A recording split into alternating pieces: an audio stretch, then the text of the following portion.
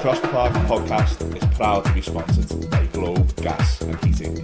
For the best bathrooms and the best boilers in the Northwest and beyond, get in touch with Lee and the team at Globe Gas and Heating. Don't forget to quote Across the Park podcast for your free quote. Up the toffees.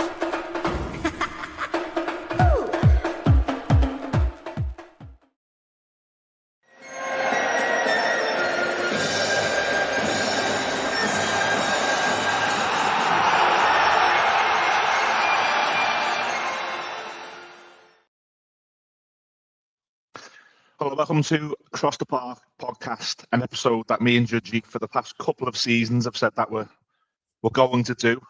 We're not going to look forward to doing it. We're going to pay tribute to the Everton captain who's pulling the curtain down, Judgy, on a 17-year career at Everton, with around 7 years of those being the captain of our football club. We messaged the EFC Daily _ on X and Twitter, who's a really good account. You're home for all things Everton transfer news, polls and stats. They put a really good tribute video on. So we've got permission to play a little tribute video to Seamus. Then me and Judgy are gonna get into it. So before we do, EFC Daily _ on Twitter, their tribute video to the Everton captain, Seamus Coleman, who's leaving the club this summer. Seamus Coleman. One of the best people I've ever met as a man and what you are, and as a best player. Seamus was amazing. Cool guy, yeah. But it wasn't just what he did on the pitch, it's what he did off the pitch. Yeah. His standards, his humility. Everybody wants Seamus Coleman because of his determination, his attitude, commitment. Oh, Seamus Coleman has to be, didn't he? Barely cost a penny. Seamus Coleman does a rally cry, a bit of a jeer up. And the winner is Seamus Coleman. I can't speak more highly of a person when it comes to a football club as Seamus Coleman would Everton. What he's done for that football club over the sort of 10 or 12 years he's been there, one of the best signings I think probably in Everton's history. 60 grand he cost. More than a footballer at Everton Football Club, and I think you can't really say that about many players in the modern game. But with Seamus you can say it's more than him just playing football for us.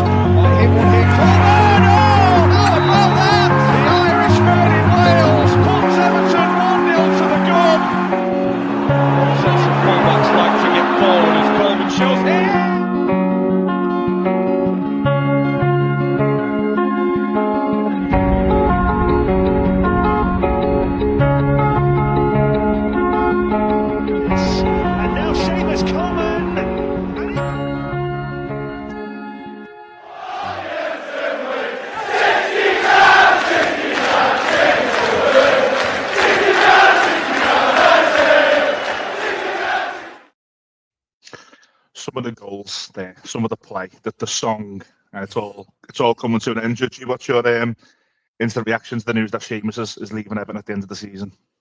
Yeah, emotional, mate. It was inevitable, I guess. We thought maybe it was going to be last season. I don't think anyone argued or was disappointed with the club's decision and his decision to give it another season. I think I remember the game he come on at Goodison and he broke down after like 10 or 15 minutes, and I thought that was the last time we would see him. He's still put in some very, he's still putting some stellar performances this season. But yeah, the news, it's tough, mate, because as a fan, I just don't think they make them like him anymore. No, I really don't. His personality, his character, his work rate, his determination, his resilience, both as a physically and as a psychologically as well. It's just such a massive person and influence on this club, and he got the fans, he got the community. He embodies everything that an Evertonian wants to see in their players on that pitch, and it's a sad day for the club, mate. Definitely. We'll rewind back to the end of the podcast and give some quotes from Seamus and some quotes from David Moyes, and I know a lot of the Everton team have been on their socials as well, wishing him well, and like Connor Cody and stuff have been on there. But January 2009, Everton paid £60,000 for Sligo Rovers right back Seamus Coleman. Completely under the radar. If I told you I could remember that signing happening, I'd be lying to you. By end of November. Oh, sorry, at Benfica away in October 2009. Yeah. 10 months in, he played left back in a patched up team that got beat 5-0. At that point, I didn't see what was coming. Do you remember he came on against Tottenham and he set I think he set one up and was involved in the penalty. Well, he originally, and I know Everton fans of our age and a bit older will remember, he was fielded as a right midfielder for quite a long period, and we spoke about it I think in the Everton group last week when we were talking about mail and roll, the fact that Moyes has put him in that wide position, and that's a very Moyes. It's a very Moyes way of bedding players into the team, and it's been so effective down the years. He's done it with Mikel Arteta, he's done it with Lee Carsley, he's done it with the defenders at the back like Yobo and Lescott, etc. And Seamus and was no different. In fact, he started more advanced, but he was such a breath of fresh air. His energy and his drive, and it was like seeing a Sunday League player come on the pitch and just do all just be so direct. There was no airs and graces about him. There was very little quality about him. It was just pure energy and enthusiasm on and off the ball. But yeah, I remember that night we were 2-0 down, weren't we? And he come on and just drove us forwards. We ended up getting a 2-2 draw. And again at that point, I just mentioned it then, he just seemed like someone who was just going to be like a bit of a kind of Roy of the Rovers type person. You just throw on and let's see what happens. And I never ever dreamt that he would become the player that he did based on that performance. No, but he sort of captured, because I remember that 09-10 season. The start of that season was a bit downbeat. We got dragged over the coals by Jolie and Lescott, and the mood of the season wasn't quite good. We didn't start well, and he came on and it was like, hi, this is Everton. This is more like what Everton should play like. And then we loaned him to Blackpool. He got promoted with Blackpool. Ian Holloway tells the story, the Blackpool manager at the time.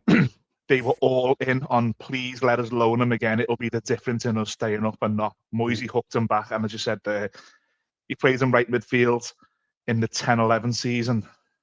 And one memory that sticks out for me is when Roy Hodgson's Liverpool came to Goodison and Seamus set Tim Cahill up at the street end. And very early on in Seamus' career, we were starting to get him, weren't we? We were starting to latch onto him. Yeah, definitely. And we come out of a period, and we spoke about this a few weeks ago. I think it was about Coleman, but it was just talking about right backs in general. We come out of an absolutely horrendous period of right backs. Like, we could not for love or money buy or develop a right back for so long. And it was like, thank God we found someone who gets, as you say, gets us, he gets forward. He was still, and again, we're going to come back to David Moyes' influence on Seamus' career, but it was huge. Like, he clearly spent a lot of time developing his ability to defend, because it wasn't a natural born 1v1 or, defensive brain that he had. He had this, again, this real energy and enthusiasm to get forward, and that was what we seen in him initially. Don't get me wrong, he worked his socks off. He really did, but it was, like a lot of, as I described him before, it was just disrespectful. But I think anyone who understands the spirit I'm saying in him will know what I mean. It was a very Sunday League attitude. He was just running everywhere. He was flying tackles. He was barging people. It was great to see. But yeah, I think initially it was that pure enthusiasm to get forward and to get involved. And as I say, it followed such a barren period of bang average right backs that we had. You're talking about a kid who's probably 21 at this point. And one of the highest compliments I can pay Seamus on this video was around that time we were starting to see the measure of the man as well, because he scored his first ever goal as a Premier League footballer that season away at Blackpool, and he didn't celebrate it. He went to Blackpool fans on the bench. Can you imagine being a 21-year-old scoring your first Premier League goal and having that about you, that dignity about you? So much class, yeah. And so much respect and so much, appreciation for everyone who's been part of his journey. And he does. You can see that he's got so much.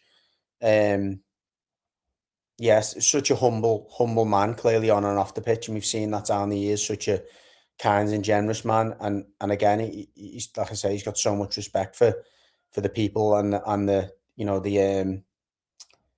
teams that have contributed for him being where he is. And as you say, 21-year-old to have that level of maturity and respect, in the heat of the moment, scoring such a huge goal, as I'm sure it was to him. But yeah, that's a measure of him. We are going to, if anyone is watching, we are and listening, we're going to, at the end of the show, talk more about the decision to leave, our respect for Seamus. We're just trying to do a little bit of a timeline of some good memories we had. For 6 years, Judgy, did we know we were born when we had Seamus Coleman right back and Leighton Baines left back? You watch some of them goals that we shown back there, and it's good moments, and yeah, it fills you with so much like envy of how spoiled we were, and you know what, we had such a period where we didn't have to rely on wide players, attacking players to do anything because they were so effective going forward, and we used to. I mean, me, you, and Dave always have this conversation about the balance of the team or lack of balance of the team at the moment, and Dave's hates the fact that we play with sometimes two defensive midfielders, and I get it because we're so weak at times in the fullback area, a lot of times going forward. Then we could play with two holding midfielders, and they needed to tuck in and cover the fullbacks because they were such a weapon. We spoke a lot about Leighton Baines and as of many pundits, but Seamus Coleman, mate, was as good as Leighton Baines was, and there was a lot of things that Seamus Coleman done that Leighton Baines would never be able to do, and vice versa, by the way. But he was, forget about us and our history. He was in the top 3, top 5, maybe best right backs in Europe for a long period. Premier League, we talk a lot about the Premier League. The Premier League, particularly then, was head and shoulders above every league in Europe. Seamus Coleman was top 3 best right back in the Premier League for a good 5, 6, 7 years. And as you say, mate, to have both of them in the team at the one time, we were spoilt. But just imagine we could have added to that team, the quality that we had in those positions, in the other positions, we would have been a serious force. But yeah, you're right. We were spoiled massively for a period. I think you're right to touch upon it. I think there was a couple of times where players like Leighton and players like Seamus were probably arguably let down by the recruitment to build on them. I remember the first season of Martinez and the first season of Silva. Both those seasons ended, and you were like, push on. Yeah. And the recruitment was poor in both those periods. And the likes of Leighton and the likes of Seamus at a latter stage, because he was younger than Leighton, were then starting to wind down, and the window had really stopped with those two. In 2000, go on, sorry. I was just going to say, I think one of the clips there shows him doing that little, like, there was keep ups where he's pulling away from one against Montreal. Yeah. Well, that season for me was vintage. That was him and Baines at their absolute best. And you touched on it then. Martinez obviously came in, and we spoke a lot about him having that just absolute luxury of going, wow, I don't even have to touch this back four. Yeah. But he kind of let he literally let them off a leash, didn't he, Moyes? Despite the fact he was still very effective under David Moyes. That first season under Martinez, 2013, 2014, and that game in particular, we battered Arsenal 3-4-0. 3-0, And yeah, I think he was in Team of the Year. I think PFA Team of the Year that year. Obviously, it was a record points total. So, but yeah, you're right. That was it's not obviously the only team, but that was a real opportunity that season to go and push on it. It wasn't just the recruitment. I think the manager ends up getting the balance wrong as well, didn't he? And I think Coleman and Baines, so I understand, were more of the most outspoken players about the system and how it was hampering them as a team. But yeah, go on, mate. Sorry. No, I think it's right that he touched upon that Arsenal game. He used, I don't know what it was about Montreal, whether they had a bit of needle or something, but he used to love taking the he absolutely destroyed him.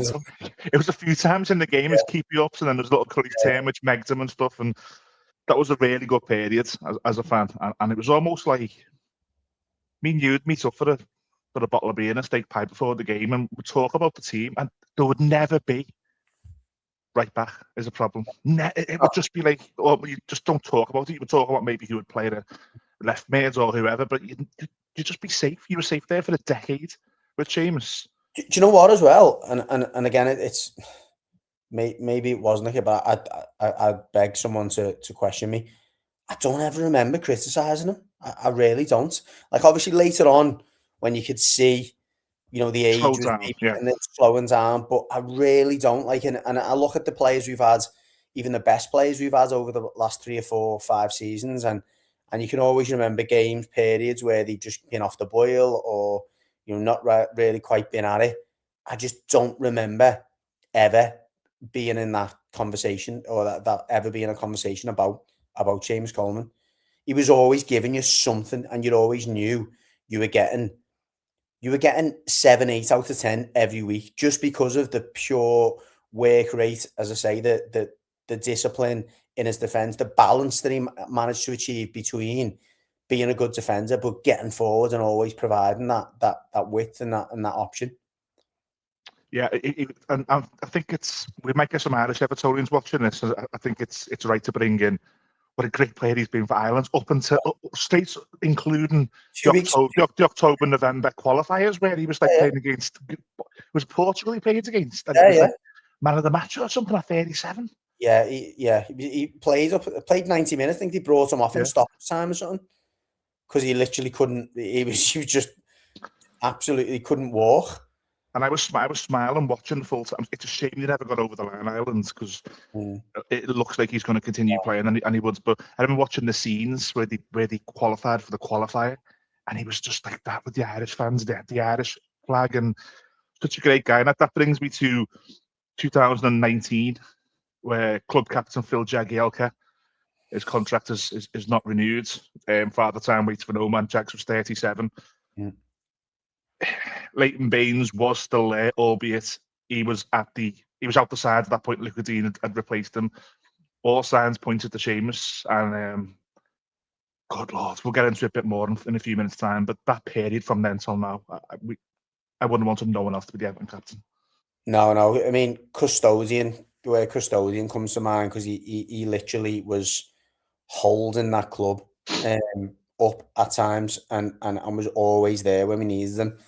And I can't remember which of the ex-players it was or whether it was a pundit that said that it wasn't just the player that he was when he was in a good side. It was the player and the responsibility he took on when the club was on its knees.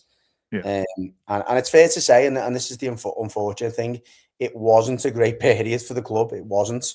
And that wasn't his fault. It was, absolutely not.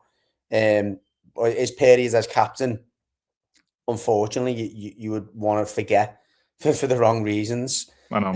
But we can't forget. What we can't forget is his contribution during that period and his leadership and his rally cries. I think Conor Cozy called it before, and Frank Lampard. I mean, it really captured and understood the influence that Seamus Coleman had on that dressing room, and he his words, as much as Frank wasn't around for a huge amount of time, his words were the most fitting, I think, in terms of the man that he was and the personality and character he was, and he wasn't the player at that point that he was, even 3-4 years before, but his influence was even more significant. I think Lampard said at the end of that Crystal Palace game at Goodison, there's a Everton are really good at bringing it behind the scenes out on YouTube, and they show you the dressing room and stuff. And Frank Lampard says to Seamus is getting a picture with his kids on the pitch at the end, and Lampard says, "Your daddy's the best person I've ever met in my life." What praise that is! And I just want to as well. Well, I just want to read out. I mean, we will go back to this at the end, but Seamus did say yesterday, just while we're talking about him being club captain, one of Seamus's quotes as part of his YouTube interview at Everton FC. YouTube is, to the fans, you've helped me here in more ways than you could imagine. I've always tried my best to put Everton Football Club first. You all mean the world to me. I live in this city and I see you all daily. And I've taken your love of the football club into the dressing room to explain to the lads how much Everton means to you people. When you hear that, and you think of the times that he's probably looked around that dressing room and gone, I'm not the player I was, but I'm going to have to step it up here. And I think the Palace game, I remember him being at fault for the second goal, and you're feeling he got caught, didn't he? And he tried to get back and he couldn't get back in time. and you're like, good Lord, if this is how it happens, then I'm never coming back here again. It's not fair. But to see the emotion he had at the end of that game, he wasn't fit enough for the Bournemouth game the following year, and then the year after that we were safe, thankfully, with a few games to go. But that Palace game, I just remember seeing the emotion. Just it looked like it was me or you playing, and that's one of the biggest compliments I can give an Irish kid from Sligo. Just to me, he's Everton. Yeah, he is. Yeah, he couldn't be more Everton, and that's what I said. Like, don't build them like that anymore, and I don't think we will ever find another person like that. I know there'll be people sitting here going, "Well, you know, with these players in the '80s and all that," but yeah, we haven't seen that. He's the best player in terms of a person, as you say, a representation of the fans that I've ever seen. I think I will ever see in a blue shirt. I don't think I'll ever see another person who wears and owns that responsibility and carries it the way that Seamus Coleman is. I mentioned there the Bournemouth game, and I mentioned he was injured for it. Now, I know me and you like to black these things out, but I'm going to revisit that period. And I don't know whether you recall this or it might be jogging a memory. He got injured with a really bad ligament injury at Leicester away, which was a bit of a do not lose. Storm with Pickford, Madison's penalty, if you remember. Do you remember when he got stretchered off? He was doing that to the away end. And he said, after I've got the quote here, he said, I knew at that point I couldn't help no more on the pitch. So I had to do something. Yeah. Sitting with a cruciate ligament injury on a stretcher, knowing that what's coming for you. I remember him kind of like lifting himself up a little bit off the stretcher, and because like I think at first he has his head in his hands and stuff like that, and he's on his way off, and he obviously thinks to himself like, as he put it then, and you just described it, he thought, shit, like I can't help anymore. I'm gonna have to try and at least get the fans up for and help them understand that. Listen, and it was almost like I'm going now. Somebody else needs to encourage these. You need to do it, but please, I need your help here because I'm going to be in that physio room. I'm in the hospital or whatever. Like I can't be there. Yeah. And it was such a typical Seamus Coleman thing to do. I don't think I've ever seen that, to be honest. You've seen it when it's like, you know, they're clapping as if to say thanks for the support. He wasn't doing it for that reason. He was doing it to say, like, look, the players need your help here. I need you to be me. And, you know, what a man. Like, always putting, always putting the club, the team, his teammates, the fans first. And that's just, you know, second to none. From 1995 to now, the shame of being 31 years without lifting silverware. Some of the captains in between that time, if not lifted silverware as a captain, Duncan would be included in that. He didn't lift it as a captain. Kevin Campbell, wow, what a captain. He didn't lift the trophy as an Everton player. Alan Stubbs, Davy Weir, Phil Neville, Phil Jagielka. If I've missed a couple off there, I apologise. But for me, it's such a travesty that Seamus didn't get to do it.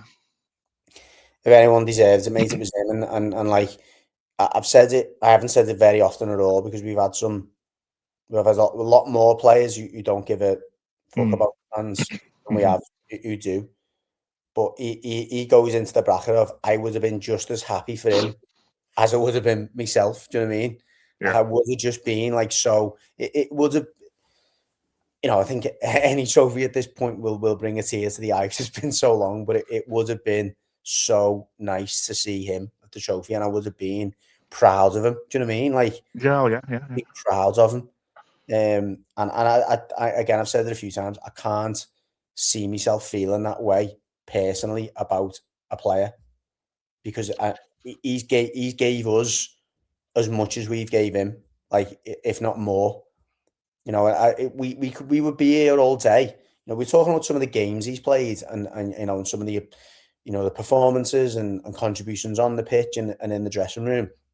If we were to list all the things that he's done for this city, and the community, we wouldn't we'd be sitting here all day and it'd be dark by the time we finished listing all of the contributions he's made. He's done so much, and he's touched so many fans with his generosity, with his heart, with his, you know, with the time that he gives people. You know, the stories go on forever. And you know what? Anyone who's watching this and we're in a fortunate position. We do get some, we get some generous followers and people who share our stuff.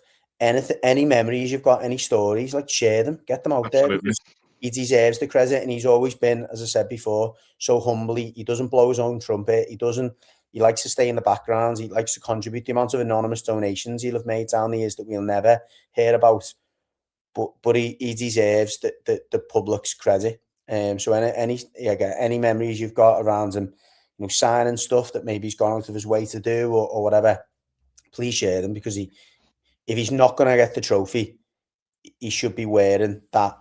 He should be wearing that trophy of the greatest Evertonian of our generation. Yeah, well said. And just before we do move away from what you've just said there, let's just bring a couple into it. I've got a couple here. Anyone remembers in 2018 the unfortunate incident with the Liverpool supporter Sean Cox, who's Irish, and he was attacked by the Roma fans before a game at Anfield. Life-changing injuries. Seamus donated £5,000 to the GoFundMe with the comment, "Football has to stick together." He was really good. I remember the young Sunderland supporter Bradley Lowry was the mascot at Everton, and Seamus was really good with him.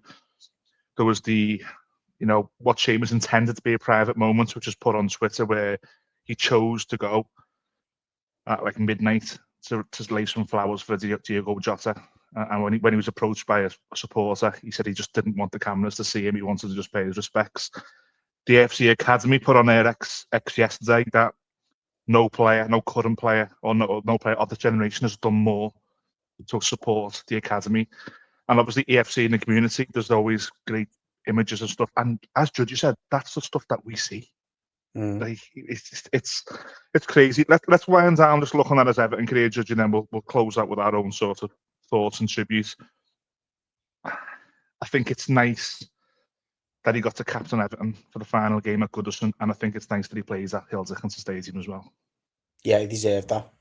He deserved to take us into this new stadium, and as long as, and this is where I guess the kind of the succession conversation comes into it, which we don't want to get into too much at the moment, but it's inevitable.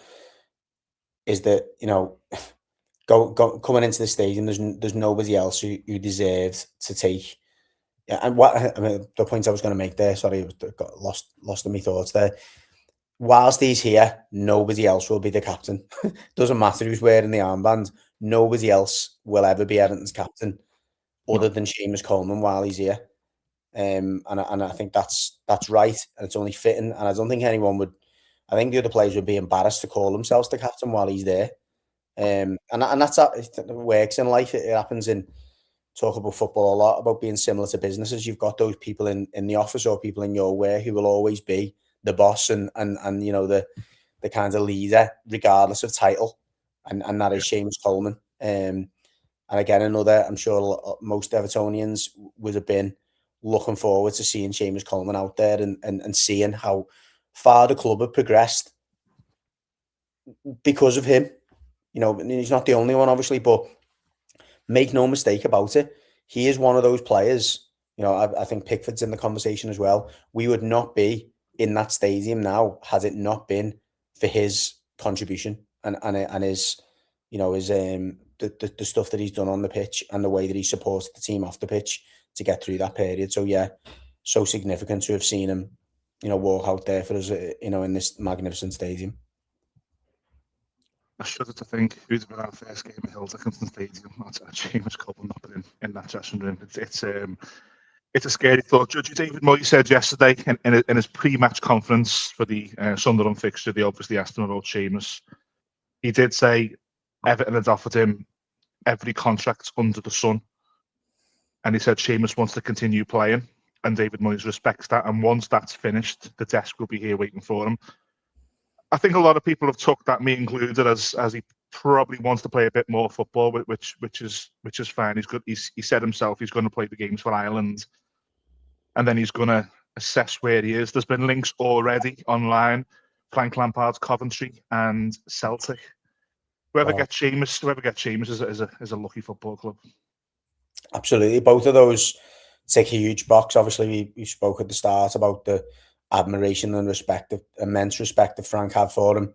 they definitely seem to strike up a relationship.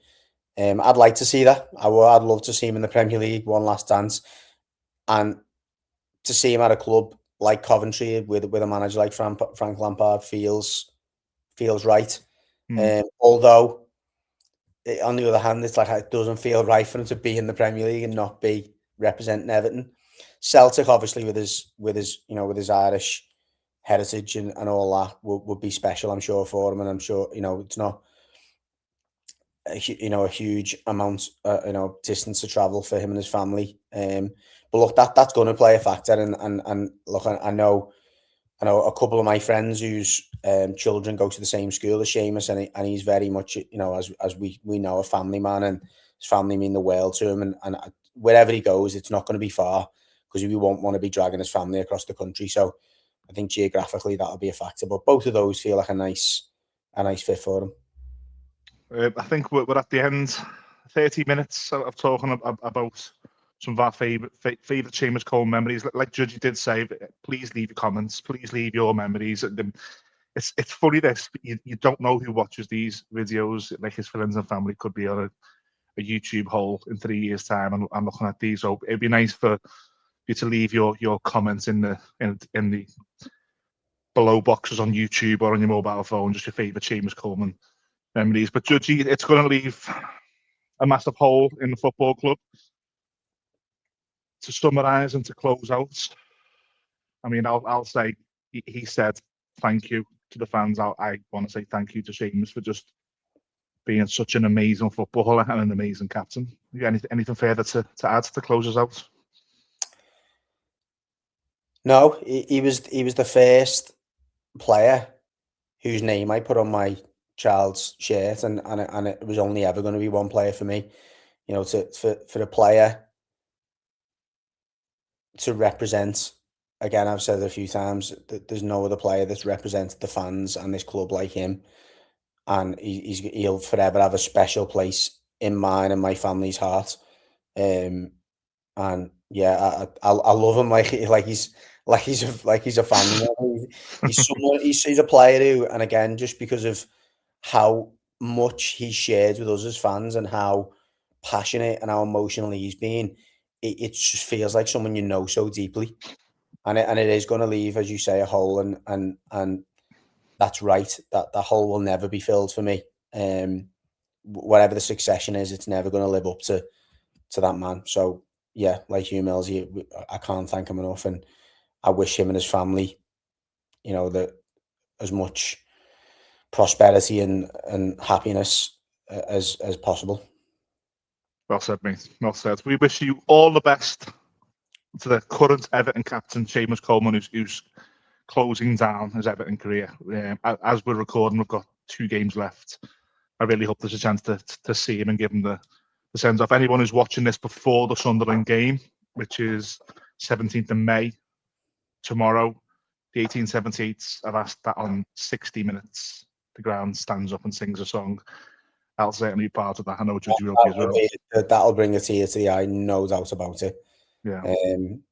I mean, how fitting would it be if somehow, we can be a few goals in front and at 60 minutes he could come on? That would be special. I mean, that would go down for me as one of the best moments I've seen from a personal point of view. Forget about trophies, forget about wins, forget about, all that. That'd be a moment that would live long in the memory. Yeah, it'd be a fantastic moment. We'll see what happens. But thanks for watching, everybody, to the Across the Park podcast, the reaction to Seamus Coleman leaving Everton Football Club. Please like, share and subscribe. Put this in all the WhatsApp Everton groups that you're in. Throw out the red ones to wind them up as well. Thank you to Lee at Globe Gas and Heating for being our sponsors. And again, thank you to Seamus Coleman for being a fantastic Everton captain. Across the Park podcast wishes you all the best, Skipper. Up the Toffees.